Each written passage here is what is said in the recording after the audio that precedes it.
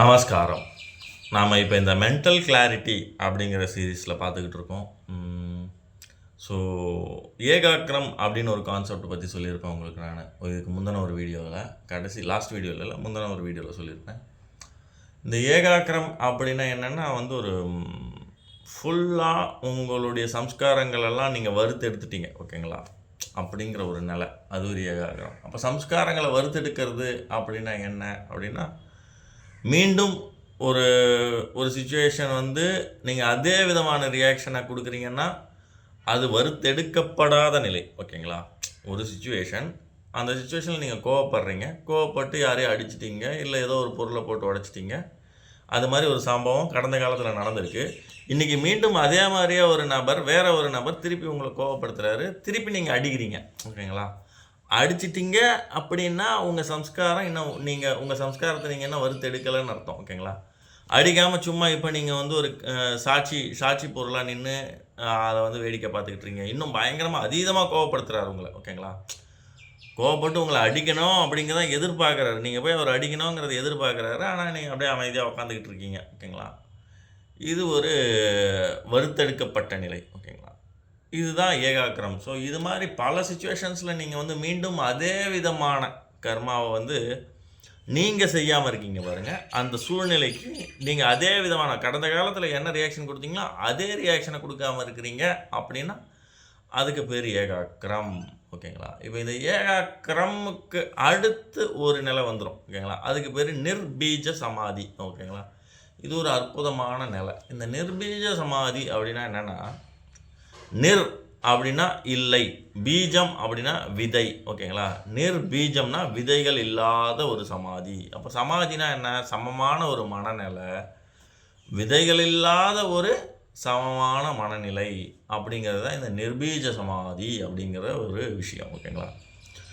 இப்போ இந்த நிர்பீஜ சமாதியை நீங்கள் அடையணும் அப்படின்னா அதுக்கு மூலப்பொருளாக இருக்கிறது ஏகாக்கிரமங்கிற நிலை, ஓகேங்களா?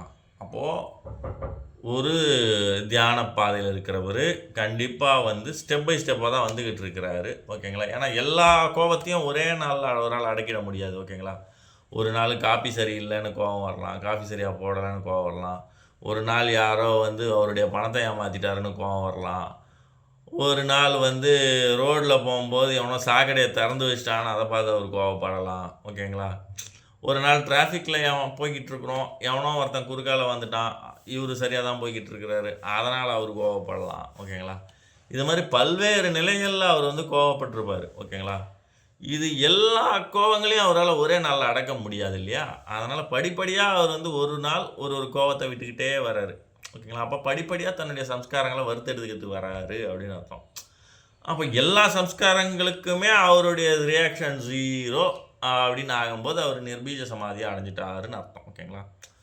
அதுக்கப்புறமா அந்த பிரபஞ்சம் என்ன பண்ணுதுங்க, திருப்பி அதே மாதிரியே ஒரு சூழ்நிலையை கொடுத்து பார்க்கும். அவர் சும்மா அப்படியே ஒரு மந்தமாக ஒன்றுமே இல்லாத செயலற்ற நிலையில் இருக்கிறாருன்னா அப்போ இந்த பிரபஞ்சம் திருப்பி அதே விதமான சூழ்நிலைகளை உருவாக்குறதை நிறுத்த ஆரம்பிச்சிடும், ஓகேங்களா?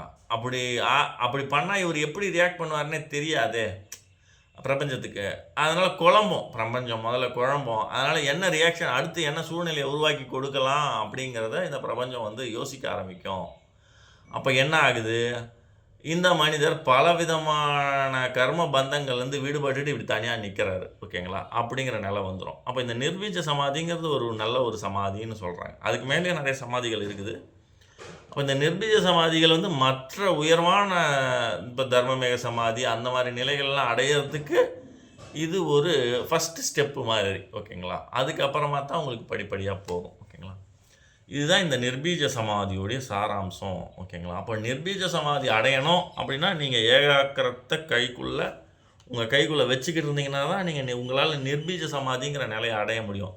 ஏகாக்கிரம் இல்லாமல் நிர்பீஜ சமாதி இல்லை இல்லை இல்லை, ஓகேங்களா? எந்த ஒரு யோகியாக இருந்தாலும், எந்த ஒரு தியான மார்க்கத்தில் இருக்கிறவராக இருந்தாலும் ஏகாக்கிரத்தை உணர்ந்து விட்டுத்தான் நிர்பீஜத்திற்கு செல்ல முடியும், ஓகேங்களா? அதுதான் விதி, ஓகேங்களா? சரி, ஓகே. இன்னொரு வீடியோவில் இன்னொரு பயனுள்ள தகவலோடு பார்ப்போம். மென்டல் கிளாரிட்டி உங்களுக்கு படிப்படியாக கொடுத்துக்கிட்டு இருக்கேன். இன்னும் நிறைய விஷயங்கள் நான் மென்டல் கிளாரிட்டியில் பேசுவேன், ஓகேங்களா? தவறாமல் எல்லா வீடியோக்களும் பாருங்கள். நன்றி. நமச்சிவாயம். சர்வம் சிவார்ப்பணம். சர்வம் சிவமயம்.